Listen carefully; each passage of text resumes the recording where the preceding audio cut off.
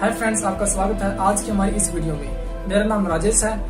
आप शायद मुझे नहीं जानते होंगे, पर ये दीप्ति जी हैं जिनका एक रियल साइंस नाम से एक चैनल है और इनके चैनल पर काफी सब्सक्राइबर हैं। ये साइंस की जबरदस्त वीडियोस बनाती हैं जिन्हें देखना मुझे भी पसंद है और हमारे देश के लाखों लोग इनसे जुड़े हैं। इनके सब्सक्राइबर लगभग 6 लाख के आसपास हैं और ये साइंस की जबरदस्त वीडियोस बनाती है। लेकिन आज जो खुशी की बात है वो ये है कि हम दोनों ने मिलकर एक ऐसा चैनल शुरू किया है जिस पर हम साइंस के अलावा कुछ ऐसे टॉपिक पर वीडियोस बनाना चाहते हैं जो हमारे देश के लिए बहुत ही जरूरी हैं। हम ऐसी वीडियोस बनाएंगे जिससे हमारा देश आगे बढ़े और हम सब मिलकर ऐसे मुद्दों को उठाएं जिससे हमारे देश की असली समस्या का पता चले और उनका समाधान निकालने की कोशिश करें। हम एक ऐसा प्लेटफॉर्म बनाएंगे जहाँ पर हम देश के उन मुद्दों को उठाएंगे जिनसे हमारे देश को काफी नुकसान हो रहा है और हमारा देश उनकी वजह से आगे नहीं बढ़ पा रहा है। तो आज हम ऐसे ही कुछ मुद्दों पर बात करेंगे।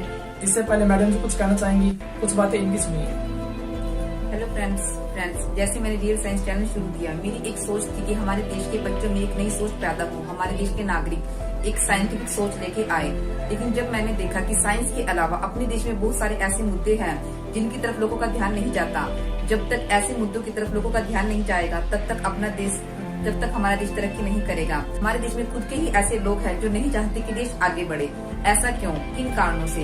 तो फ्रेंड्स, इसलिए मैंने एक ये पहल की है कि मैं साइंस के अलावा एक अलग से एक चैनल शुरू करूं जिसमें देश के सभी मुद्दों को उठाया जाए जो देश में इस समय करंट अफेयर्स चल रहे हैं, जो भी बातें हैं, चाहे वो किसान से रिलेटेड हो, कोविड या कोई भी हो।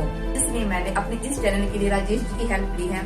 तो फ्रेंड्स, अपने देश की तरक्की के लिए जो चीजें बाधा उत्पन्न कर रही है, तो राजेश जी आपको उनके बारे में डिटेल में बताएंगे। प्लीज आप राजेश जी की इन बातों को सुनिए और हमें कमेंट करके जरूर बताइए कि इनकी बातें कहाँ तक सही हैं।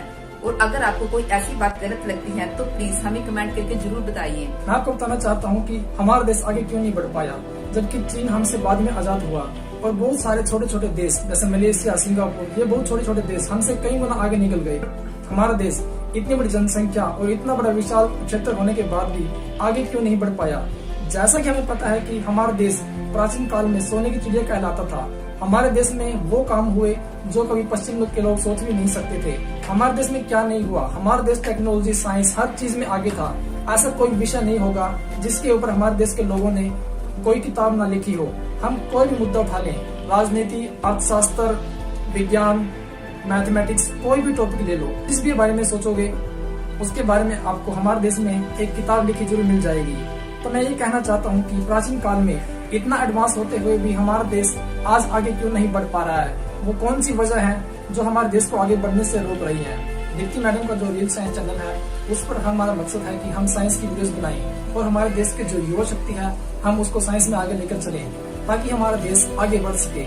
जो हमारे देश की असली समस्या है वो समस्या ये है कि हमारा देश अभी भी साइंस और टेक्नोलॉजी में बहुत पीछे है। दुनिया के छोटे छोटे देश जैसे इजराइल, जापान और साउथ कोरिया, ये छोटे छोटे देश साइंस और टेक्नोलॉजी में हमारे देश से कई गुना आगे हैं। इसका कारण क्या है? हमारे देश की जनसंख्या 130 करोड़ से ज्यादा पहुंच चुकी है, पर जब साइंस और टेक्नोलॉजी की बात आती है, जब इनोवेशन की बात आती है, जब नए आइडियाज और नए स्टार्टअप्स की बात आती है, जब नए टेक्नोलॉजी के विकास की बात आती है, तो हमारा देश सबसे पीछे खड़ा हुआ पाया जाता है। ऐसा क्यों? हमारे देश की इतनी जनसंख्या होने के बाद भी हम अपने देश को आगे क्यों नहीं लेकर जा सके?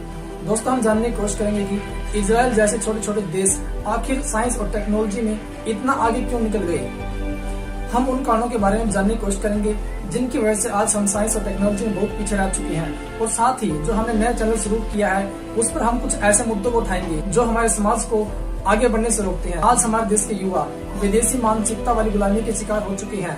हमारी गुलामी वाली मानसिकता हमें आगे बढ़ने से रोकती है। आज हम हर चीज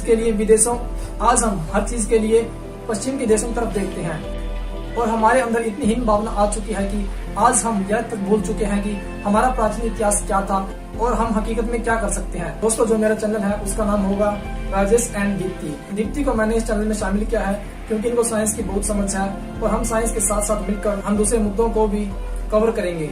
तो दोस्तों, आपको हमारे विचार कैसे लगे हमें जरूर बताना और हमें किस तरह की वीडियोस को हमारे इस चैनल पर डालना चाहिए हमें कमेंट करके जरूर बताएं। Thanks for watching this video. और दीप्ति जी लास्ट में कुछ कहना चाहेंगी, थोड़ा विचार हम उनके भी सुन लेते हैं। राजेश जी के विचार आपको कैसे लगे ये आप हमें कमेंट करके जरूर बताइए। फ्रेंड्स, राजेश जी को मैं पर्सनली जानती हूँ। इनकी बातें, इनके विचार मुझे बहुत इंस्पायर करते हैं। बहुत सी बातें, बहुत सी चीजें मैं इसके साथ डिस्कशन करती हूँ, जिससे मुझे काफी हेल्प मिलती है। तो फ्रेंड्स मेरा हमेशा से मोटिव यही रहा है कि मैं अपने देश के लिए कुछ करूँ ताकि देश आगे बढ़े। फ्रेंड्स, सबके अंदर एक सोच होनी चाहिए जिससे हमारा देश आगे तरक्की करे। हमें ऐसे रास्ते खोजने चाहिए कि हम भी दूसरे लोगों से, दूसरे देशों से सबसे आगे की रेस में सबसे आगे आए। राजेश जी के इस चैनल का मोटिव यही है कि हम अपने देश के लोगों को जागरूक करें। तो फ्रेंड्स, इन सब बातों को ध्यान में रखते हुए हमने ये नया चैनल शुरू किया है।